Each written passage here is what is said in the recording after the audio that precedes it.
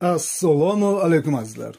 Kanalimizga yangi kirganlarga eslatma. Biz mutaxassismiz va faqat ilmda berilgan gaplarnigina aytamiz. Shuning uchun bizdan hozir YouTube ni bosib ketgan, ostida ilmiy asosi bo'lmagan, ya'ni aksariyat yolg'on bo'lgan vahimali ko'pirtma gaplarni kutmang. Demak, siz yaxshi kanal topdingiz va kanalni yo'qotib qo'ymaslik uchun obuna bo'lib qo'yingizlar. Like bosib tarqatingizlar. Bu narsalar sizlarga kerak. Bizga obuna ham, ko'rish soni ham qiziq emas. Videolar uchun pul to'lanmaydi. Bu videolarni dehqonlarga, bog'bonlarga yordam bo'lsin deb ishlayapmiz. Vaqtida shu xalq bizni o'qitdi, yaxshi mutaxassis bo'ldik.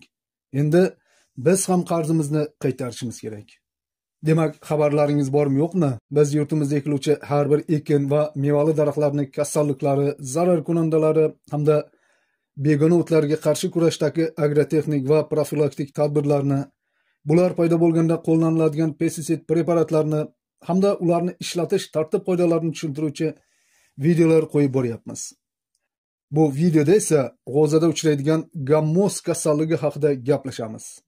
Lekin sizga g'o'zada uchrovchi barcha kasalliklarni umumiy ma'lumotlari kerak bo'lsa, ularni bundan oldingi g'o'za kasalliklari degan katta videoda aytganmiz. Aytgancha, biz bu kabi mayda videolarda g'o'zani faqat yuqumli kasalliklari haqida qisqacha ma'lumotlar beryapmiz. Lekin g'o'za kasalliklari degan o'sha katta videoda g'o'zadagi barcha kasalliklar va ularga kompleks kurashish choralari haqida batafsil aytilgan. Xususan, g'o'zadagi yuqumsiz kasalliklar bo'yicha faqat o'sha videoda ma'lumotlar berilgan. Shuning uchun erinmay avval o'sha videoni ko'rish kerak. Chunki g'o'zadagi aksariyat kasalliklar yuqumsiz bo'ladi. Va yoki g'o'zadagi zarar kunandalar yoki begona o'tlarga qarshi kurash bo'yicha ham shu kabi alohida videolar qo'yganmiz. Undan nega gammoz bo'yicha yana video berilyapti deb hayron bo'lmangizlar. Gap shundaki, kimgadir gammoz, kimgadir ildiz chirish kasalligini aynan o'zi kerak bo'lar. Bitta kasallik uchun 1,5-2 soatlik umumiy videoni ko'rib o'tirmangizlar. Vaqtlaringiz tejalsin degan maqsadda ayni o'sha bitta kasallik yoki zarar kunanda va yoki begona o'tiga qarshi kurash bo'yicha alohida kichikroq videolar qilyapmiz. Biroq sizlarga g'o'zani kasalliklari, zarar kunandalari va begona o'tlarga qarshi kurash bo'yicha barcha ma'lumotlar berilgan bitta video kerak bo'lsa, uni ham ishlaganmiz. Shu kanalning videolar bo'limida turibdi. Xo'p, bilamizki, juda ko'pchilik kasallik, zarar kunanda va begona o'tlarga qarshi kurashda faqat preparatlar ishlatiladi deb tushunishadi. Va kommentariyalarda ham buncha gapni cho'zasan, bizga tars-turs qilib preparatlarni aytda qo'y deb ko'p yozishadi. Yo'q. Biz mutaxassismiz. Ilmda berilgan ma'lumotlarni soddalashtirib, lekin mukammal va batafsil qilib aytamiz. Ba'zi chalasavod agronom yoki agro aptekachilarga o'xshab sal narsaga pestisid tavsiya qilavermaymiz. Ham pestisidlar vaqt o'tgan sari eskiradi. Bu yil yaxshi ishlaganini 2 yildan keyin ta'siri kamayishi mumkin yoki undan arzon va yaxshiroqlari chiqishi mumkin. Mayli, endi sizlarning talablaringizga ko'ra kasallik, zarar kunanda va begona o'tlarga qarshi ishlatiluvchi o'zimiz sinagan pestisidlarning nomlari yoki ta'sir qiluvchi moddalarni keltirib o'tamiz. Lekin bular ham hozir aytganimizdek qachondir eskiradi. So'rasalaringiz o'sha vaqtda yangi chiqqan va yaxshiroq preparatlarni Telegramdagi dehqonchilik guruhida aytib boramiz. Guruh havolasi shu video ostida hamda kommentariyada berilgan. Yozuv oxiridagi yana yoki davomi degan so'zni bossangiz, yozganimiz to'liq chiqadi. Shundaki ko'k yozuvli havolani ustiga bitta bossangiz, o'zi guruhga o'tkazib qo'yadi. Xo'p, kirish qismi tugadi. Endi g'o'za ekinida uchraydigan gammoz kasalligi haqida gaplashamiz. Gammoz bu bakteriyali kasallik bo'lib, g'o'zani barcha yer ustki qismlarini zararlaydi. Ya'ni barglarni, poyani, gulkosa, ko'sak va hatto chigitni tolasigacha. Gammoz kasalligi ko'payib ketganda hosildorlik 15% gacha pasayishi mumkin. Lekin o'rtacha olganda bu kasallik 7-8% hosilni yo'qotadi. O'zbekistonda gammoz bilan har yili o'rtacha 2-2,5% g'o'za maydonlari zararlanadi.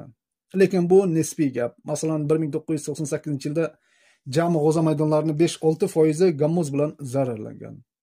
Gammozni zarar keltirish darajasi uni qaysi o'suv davrida tushganiga ham bog'liq. Masalan, kasallik g'o'zani yoshligida zararlasa, ya'ni urug' palla barg va dastlabki chimbargligida tushsa, hosilni 2% dan to 9% gacha qismini yo'qotishi mumkin. Lekin eng xavflisi bu poyalarga tushishidir.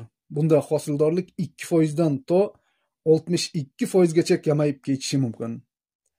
Biroq yoshligida tushganni zarari kam ekan-ku deb o'ylamaslik kerak. Keyingi zararlanishda infeksiya manbai bu o'sha yoshligida tushgan urug' palla barglar hisoblanadi. Gammoz hosilni kamaytirishdan tashqari, hosilni sifatini ham tushirib yuboradi. Gammoz paydo qilgan yaralar orqali ko'sak ichiga boshqa zamburug'li kasalliklar, turli patogenlar kirib, to'la va chigitni kasallantiradi, chiritadi. Lekin gammoz hamma viloyatlarda ham birday tarqamaydi.